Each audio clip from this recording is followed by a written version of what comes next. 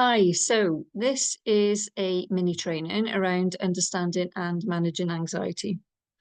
It should last about 10 minutes and it will be saved in the files area in the group in Facebook. So you can go back to it anytime and rewatch it. Also, just to say that if there is something that isn't quite clear or you've got a question or query, please just drop me an email or a DM and I will do my best to answer it. Okay.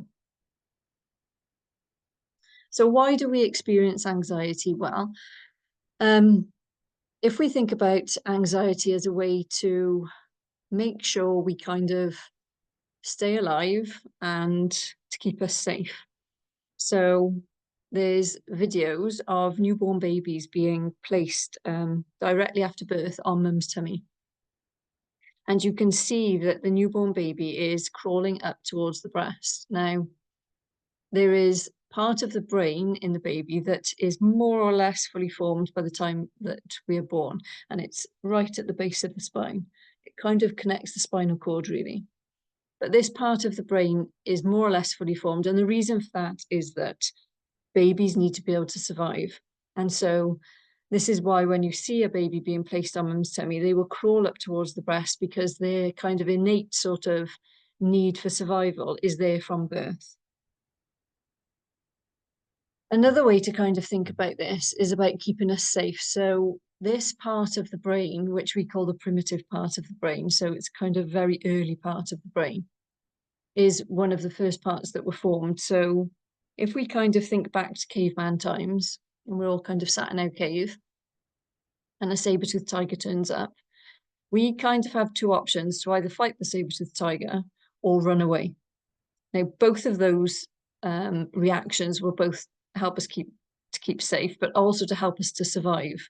Um, i.e., you might kill the saber-toothed tiger and have food, or you might run away and also kind of survive. So this sort of idea of this part of the brain that helps to keep us safe and survive is very much linked to anxiety. Now, there used to be a kind of school of thought saying that that part of the brain was completely responsible for us feeling anxious, but over the years and where sort of research has changed and developed, they can see that actually other parts of the brain are involved in this too. And on the left side of our brain, we have quite a logical thinking brain.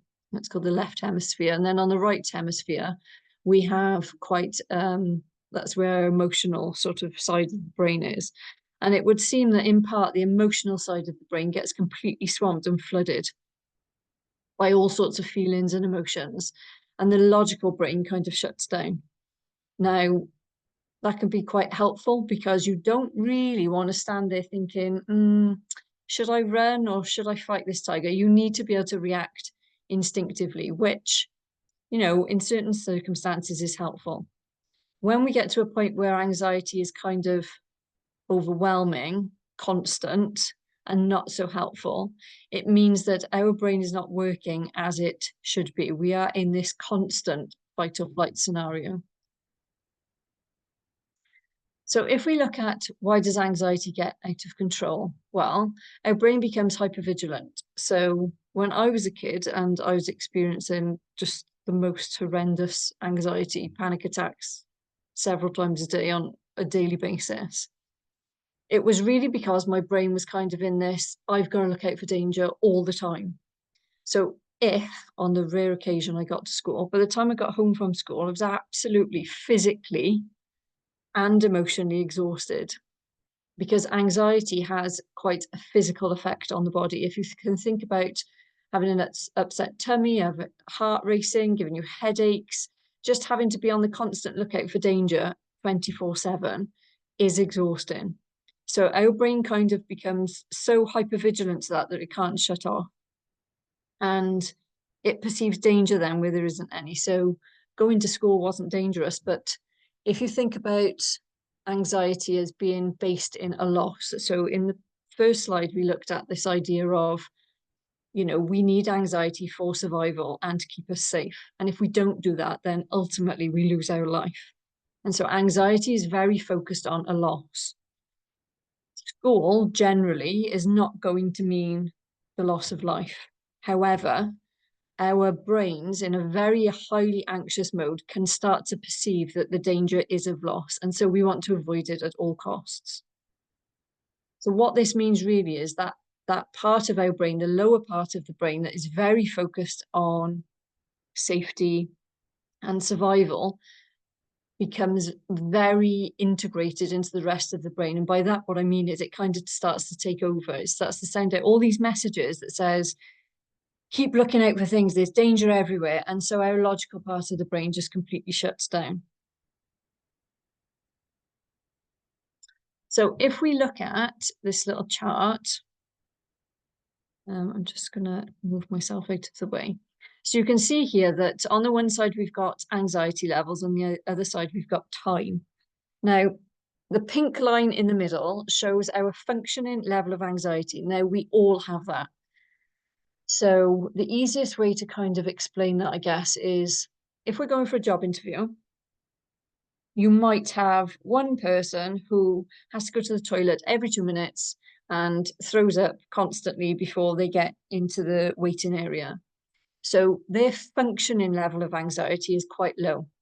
And what I mean by quite low is that they are going to get to that full anxiety panic attack a lot quicker than somebody who's got a higher functioning level of anxiety. So the person who turns up for a job interview and seems to take it in their stride, perhaps has a bit of an upset tummy, but certainly isn't throwing up, has a higher level of functioning anxiety. And what I mean by a higher level is that that pink line is kind of at an ordinary level, if you like. So you can see that it's going to take quite a lot to get up to that full anxiety panic attack point. Okay. If I had a lower level of functioning anxiety, that pink line would be much higher up. So it would take a lot less to get me into a full anxiety panic attack. Does that make sense? So if we're kind of already quite a highly anxious person, our pink line is going to be higher. Yeah. So then something very little can tip us into that full anxiety panic attack. Whereas if you're quite, you're not a very anxious person, then the line is going to be much lower and it's going to take so much more to get us up to that panic or anxiety attack point. Now, this isn't a good or a bad thing. It's just a personality thing. So we will all function and operate very differently, but it's how we manage that. So if we start to avoid things, that pink line is going to go up, because what we're saying to the anxiety is, you're right, there's a reason to be scared, so I'm going to avoid it. But all that happens then is the next time that you go to school or the next time that you go to the supermarket, that pink line has crept up a little bit. And what we want to do is learn techniques to bring the pink line down so that it takes us a lot longer to get to the full anxiety or panic attack.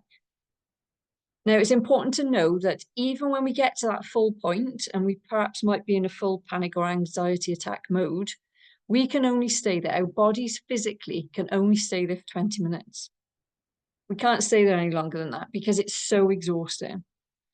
So if you think about that, that might help to think, well, it's going to come to an end. Nothing terrible is going to happen, but the feeling is going to stop. And for young people, for me, especially when I was a young person, having a knowledge that that was eventually going to come to an end and I had a time limit on it would have helped me immensely.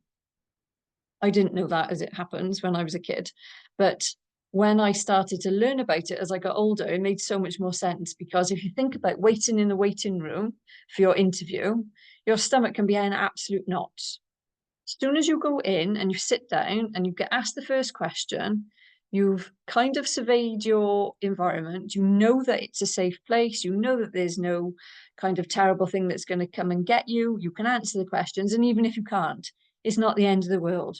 But your anxiety will automatically start to come down.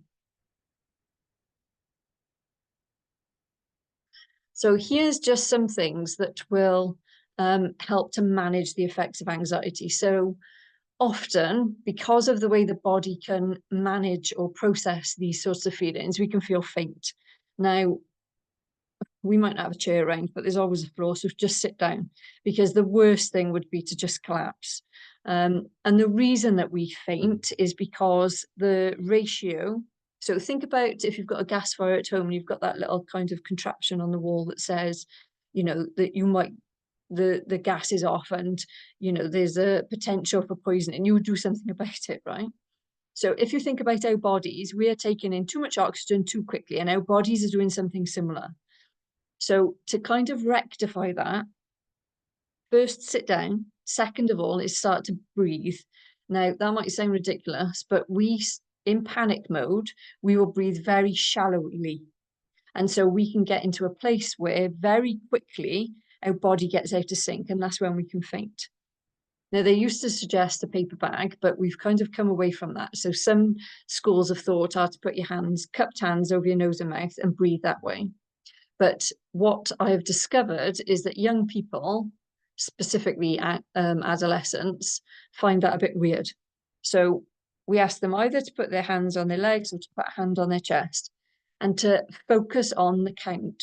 So in for 4 and out for 4, and be very specific with that. And part of it is distraction, but part of it is also starting to regulate that oxygen level and the breathing again. And it will automatically bring the anxiety feelings down.